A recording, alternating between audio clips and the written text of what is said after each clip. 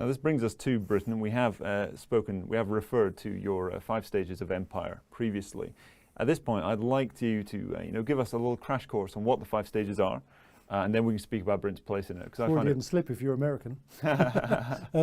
Okay, so essentially, I think that all living things have fractal dynamics.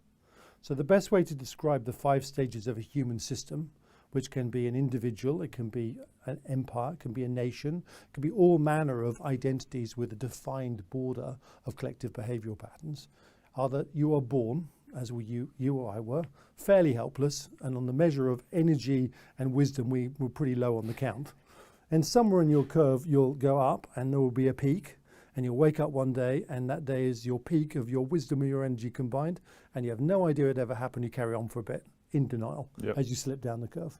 And somewhere at the end of the peak, if you have the privilege of getting to the end of it without, some truncated event, essentially you wake up, and as an old person, you lose your energy and you lose your wisdom you can't remember, and you're at the back of the beginning. That cycle just stuck in my mind, and that's essentially the cycle of a system. So the first stage of a system is what I call regionalization, expanding demographics, and demographics are like an age-like counter. So with expanding demographics, the system needs more organization, and normally as it expands from some base unit, the people at the top at that stage are narrowly enfranchised. The people who are demographically expanded at the bottom are quite poor and unrecognized, and these people at the top tend to be collective thinkers, and they tend to be, the epitomization of that is a left brain thought process. Iterative, controlling, because they have the whole system in their hands. And then the bottom rises up and says we want more, and a civil war takes place. And that civil war allows the facility of a right-brained, sort of individualistic, maverick, anti-entropy thought process, which invariably beats the enfranchised iterative process in a civil war that historically has always been pretty bloody. And by the end of it, you end up with a right-brain system led by right-brain people who have gone through an entropic experience of conflict, and therefore they're not there by accident, there because they're highly capable, and they share the collective values of the system, and the system's militarized, and it literally rushes out into the second phase, runs down its resource chains, militarizes its resource chains, starts to dominate the systems around it with an algorithmic process of, I dominate you, my neighbor, now I'm 2 units. I get to my next neighbor, it takes me 1/3 of the time, my next neighbor 1/5 of the time, and it creates an exponential process of expansion. And then you get to the peak of expansion where you can't go any further, and you finish the expansionary phase, and you start to establish your system, because now it starts to fill in the gaps on the interior, and that's maturity. And maturity, you start to see something else happen. Those mavericks that built the system get displaced as the system becomes more stable by the more iterative thinkers who were there at the bottom of the cycle, and they start to become more political and more iterative because they don't need to be lateral, because every day is fairly similar, and the resources of the system allow them to overcome the challenges. So then you reach the peak of the system, and at the peak of the system there's another civil war, and that civil war is a subtle shift, or a less subtle shift, between the right-brained individualistic people that built the system collectively, and a more iterative process that now want to run the system that's stable.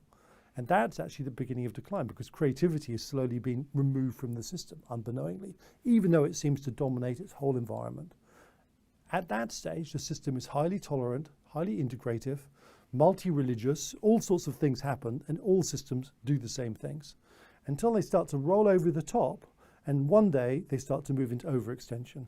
They no longer earn as much as they spend, they no longer create as much as is depleted from the system. It's an overextended dynamic, but only to the perceptive can you start to see it. But it's a hallmark of less and less maverick people sit at the top. Most of them are just retired out as irritants, and then are removed from the system until you get to this moment of decline. And the moment of decline is some kind of definitive reverse. For America, it was 9/11. America turned to something it wasn't after 9/11. Everything the terrorists describe America as, beforehand you would have said, maybe a bit extreme, don't agree with it. Afterwards, 2 years later, it became that entity. And most importantly, it lost its moral imperative to rule. Once you lose your moral imperative to rule through rendition and torture, the very values that you espoused that you couldn't do, everything else starts to fall underneath. And so, the things that happened were America was subverted by neocons that basically didn't understand the application of power, what it really meant, and they bust the system by overextending it and further pushing it into fall. And then narcissistic leadership is common at that stage. the whole system moves from one of service, and I serve the system, and the system rises on a service culture, to I am now more important than the system. And narcissism in leadership and narcissism in society just increases, and the system just starts to break apart as it borrows more, becomes less creative, and all the things we've seen in America, particularly that cycle. When I wrote the book, Breaking the Code of History, I made the assumption that America, Britain, and Europe were all collectively, as part of what I call the super Western Christian Empire, in terminal decline. But I created some bell measures and some sort of intelligence mechanisms to become alert to systems that were changing. And my favorite one was Olympic gold medals. Yep. And so sport is not just sport. Sport is a ramification of a national energy. This system, people collectively have energy, and the nation has energy. And its competitiveness and its ability to organize its competitive mechanisms and to fund them appropriately with the goal of winning. So you don't just happen to win. You win because the system has a large amount of national energy. And you can see the rise of America through the medal table. You can see the rise of Nazi Germany as it appeared. You can certainly see the rise of the USSR in the Cold War. And you could see China coming through its medal trajectory. Ahead of time. Ahead of time. And then all of a sudden, there was Britain, number 3. And I must admit, as an Englishman that was brought up to always look in the mirror and think, oh, aren't we useless? You know, how many things do we cock up? It was a really fascinating moment to think, hang on, that's really one of my signals and it's happening to us. What does it mean? And then, of course, we came second. And that wasn't just a random moment. It was a pattern of national energy that came about through Major's national lottery vision and all the things that go with it. Yes, you can bring them down to moments and people and decisions, but it represented a collective energy. And in this one, for example, although we were slightly less placed, it was very obvious that the system that was once created through lottery dispersion of money was starting to become a bit more abundant in its performance. But there were individuals funding sports people in lateral games that were now coming to the top. So it's an example of the whole system manifesting aspiration. Look at INEOS. You know, INEOS is a product of 3 people's incredible success, and we are right up there finally for the America's Cup, 3rd time round, which requires money, perseverance, and wealth. Yep. It's all over the place. And yes, we sort of didn't quite get there in the European Football Championship. We didn't quite get there in rugby, but we're really in so many sports right up there that our national energy is unassailable. And that manifests in all sorts of other aspects. And that's when I realized that actually we had troughed in 79. Thatcher was the kickstart and turning point. And essentially that Brexit represented our civil war. And so the moment the referendum was called, I knew which way it was going to go. I really had a strong, I wrote about it at the time, talked about what it really represented, the processes it would go through and how we would come out the other side. Saw Boris a long way out as the only possible person with the energy the system would require, and really talked everyone through every step. Although it seemed illogical to people, it was highly logical using this code to understand human systems. You do hear an awful lot about sort of the decline of Britain these days. You get many journalists, for example, at the FT, and plenty of other papers who write a lot saying, Britain, this is a vainglorious attempt to resurrect the glory days of empire, and it's not very patriotic. But what you're describing is almost like a new cycle of empire, effectively, that we've managed to get back into. We are in the second stage of our cycle. And when the word global Britain was coined, I almost fell off my chair with laughter, because global Britain, when you write if you read, you've read the book, but you look at the stages of the second stages of empire, everything in those stages are manifest in the vision of global Britain, apart from one thing, the appropriate militarization to support that expansion.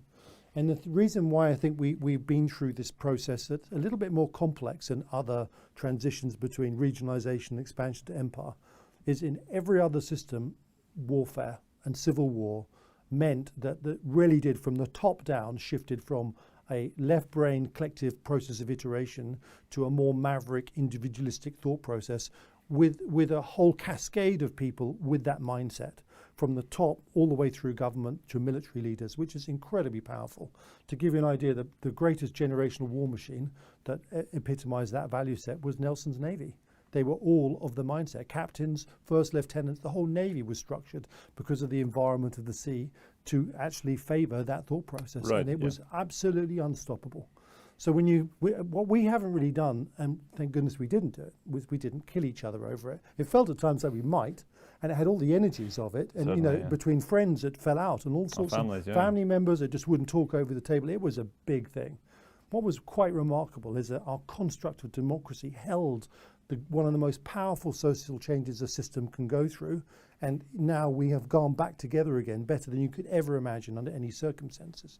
But the downside, which we need to consciously manage, is we didn't complete the transition. We completed the change at the top with Boris and his cabinet and the vision and the manifestation of global Britain. All of those things are commensurate with that evolution. But government, heads of businesses, all of the people that sit among the institutions have been left untouched. And the issue there is Cummings represented that energy of change. And in many ways, he was, right about the need for change, but his concept of implementation was so egregious and so, dare I say it, emotionally driven rather than logical and constructive and smart in the way he applied it, that the institutions with the other mindset were able to cast him off. And now he's cast off, there's no replication for that energy that we need so desperately. So our leadership is compromised by institutions that don't think the same way. They think in opposition. They don't think and they don't see. The number of surprises we've had over the past 2 years is because they epitomise the lateral thinking required for strategic planning. So we still haven't completed that change, and we need to consciously understand the great credit we have through getting through it without the bloodletting, but at the same time now engineering those changes as swiftly as possible using this social construct which I described, which would allow us to liberate our energy more effectively. What form would that take? If you were looking for the ideal way in which that change could take place, what would it require? Well, I think it needs exterior advisors, and there are an awful lot of exterior advisors that come from the old mindset, but you need exterior advisors and not part of a system that think laterally, that can start to challenge and review. The Ministry of Defence, for example, is just not fit for purpose at a time when it should be. It doesn't and cannot do the things it's meant to do. So when Churchill faced that in the war, he created alternative organisations. And he used the alternative organisations to move faster while trying to create change more slowly in the larger institutions that were the bodies that the government used. So if I was advising Boris, I would say you need two parts to this. You need a very, very quick-footed strategic thought process group that really is founded in competency rather than just some traditional I am. And you start to change policy from that level, and you change it underneath with radical reform inside groups. But they need to come from right-brained, individualistic reformers that are grounded in knowledge rather than just ego to enact both sides of the sausage. And we need it yesterday. Now, looking at